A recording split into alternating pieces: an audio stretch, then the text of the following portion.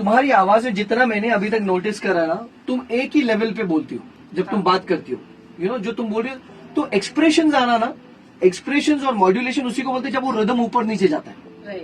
जैसे अभी हमने जो वर्ड लिया, ये है ना, ये है ना, ये है ना, ये है ना, हाँ वो तुमने उछाल के उसको छोड़ा, ये है ना, इससे रिदम आ गया उस वर्ड के अंदर। Getting my point?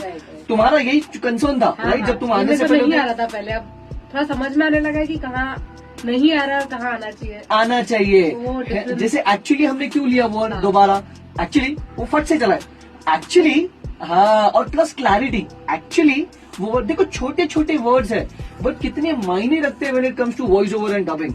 आप जाती जिंदगी में बात करोगे किसी से, वो इतना आपको रिपीट नहीं करने बोलेगा क्योंकि उसको समझ आ गई वो बात, ही अंडरस्टूड कि मैं क्यों उसको रिपीट करने बोलूं। ना ही आप करोगे। कितने वर्ड है आप गलत बोलते हो, हम जो नॉर्मल कम्युनिकेशन में आप गलत बोलते हो, राइट? अब वो कोई भी अगर उसको समझ आ, पहली बात तो उसको समझ नहीं आएगा, और अगर उसको समझ आ भी गया वो करेक्ट नहीं करेगा बिकॉज उसको लगा ठीक है यार मैं क्यों करेक्ट करूं, राइट? लेकिन इसी से आपके कम्युनिकेशन स्किल्स भी इंप्रूव होते हैं। When you're talking, you also talk words, right? You wanted to make people understand what you wanted to say.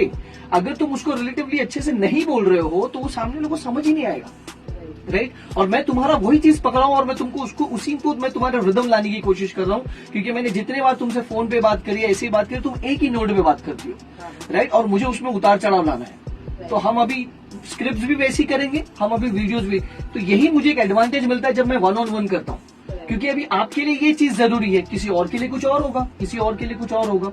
So that is what I am trying to make you understanding. अभी देखो हमने आधी add करी है, तुमको कितनी चीजें छोटी छोटी समझ आई।